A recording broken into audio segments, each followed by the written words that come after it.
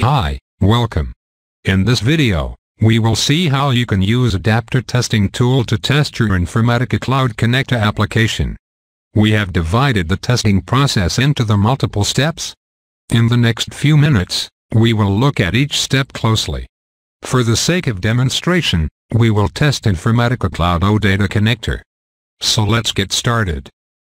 Here is the list of steps to be followed while testing your connector application. It involves setting up your environment variables, configuring various parameters, and generating test reports. We are going to look at these steps one by one. As a very first step, we will ensure that our environment is ready to run the Adapter Testing tool. We will check whether the Java home, and the path environment variables are configured or not. We will also go through the folder structure of the Adapter Testing tool and understand the purpose of each folder. This is the folder structure of the Adapter Testing tool, copied under the C drive.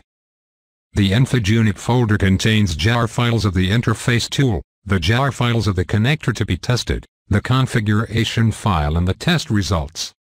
The lib folder contains the jar files that are needed for testing and generating the test reports. These jar files ship with the interface tool. This is the Adapter Jars folder. All the jar files of the connector being tested must be copied onto this folder. Now let's see how to configure and verify the required environment variables. As you can see in the screen here, you need to have Java home and home pointing to the correct directories. Also, your path must point to the bin directories of Java and the ANT home. As a step 2, we need to generate the INI file. Once generated, the INI file needs to be edited with the required input parameters. To generate the INI file, run the ANT command. Don't worry if you get the build failed message. It's expected during the first run. As you can see here, the INI file has been generated now. In the step 3, we will see how to edit the INI file. As you can see in the list here, the INI file has quite a few parameters. The result of your testing depends on the parameter values configured in the INI file. Let's jump into editing of the INI file. As you can see here, the parameter file is divided into multiple sections. The use case of each section is explained with the comments that begin with the hash symbol. We need to update the parameter file with the information such as connection information, the credentials, the sample size for the metadata, name of the objects we want to read from or write into. Some of the parameters can be optional. You can find more information about these parameters in the documentation. Before you move to the next step, make sure that you save the parameter file after the editing.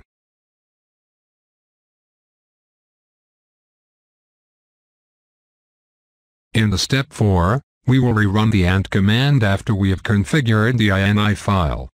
Running the ANT command will run various tests based on the information you provided in the INI file. Before you run the ANT command, make sure that the data files you wanted to write to the target application are present. Also, confirm that the directories or folders you mentioned in the reader test do exist. Once you have verified that, we are ready to run the ANT command. Running the ANT command will test the various functions of your application, such as establishing the connection with the target system, fetching of the metadata, reading and writing of the data to the target system. The reports will be generated in the HTML format. We will review those reports in the next section.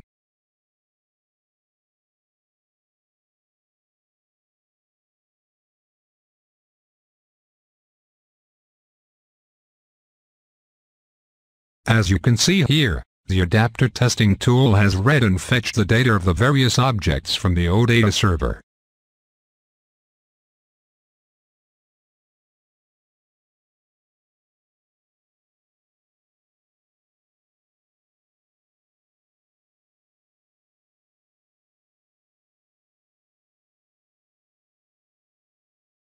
Here is the log file generated by the testing tool. Any possible issues or the errors encountered by the testing tool would be written to this log file.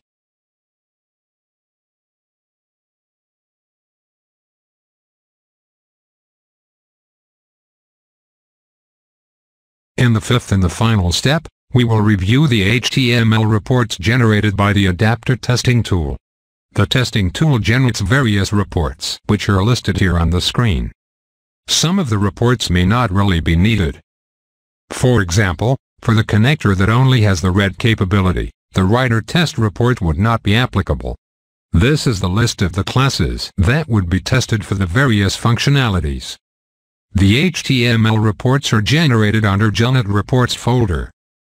Let's open index.html. Here is the list of packages that would be tested for your connector application. Each package contains a set of classes for various implementations. Let's check functionality and the test result for some of these classes. The connection test is the very first and the basic test. If the connection test fails, the adapter testing tool would not proceed with the rest of the testing. The connection attribute list test will test the attributes of all the connections.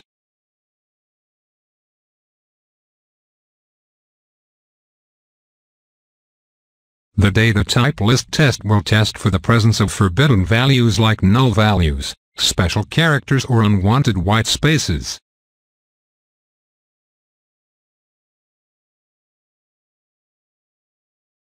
The plugin test will verify whether all the required methods, such as reader, writer, have been implemented or not.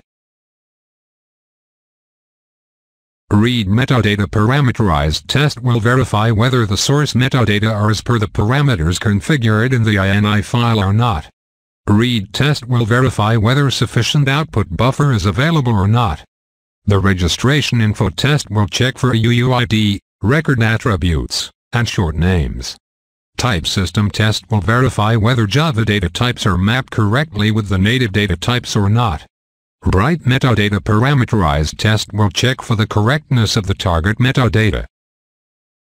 Write test will check for the availability of the input buffer and will test operations like insert, update, delete, and upsert. This is also an example of the report that shows failed test cases. As a result, they have been reported in red.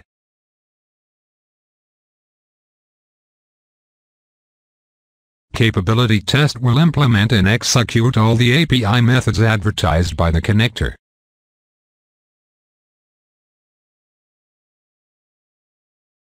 Finally, the overview summary report provides you with high-level information such as number of test cases executed, number of errors and failures, etc. Here is the list of some of the useful links. You may find it useful while developing your Cloud Connector application. Thank you for watching this video. We hope you found it useful. In case of any questions, send an email to tpn@informatica.com.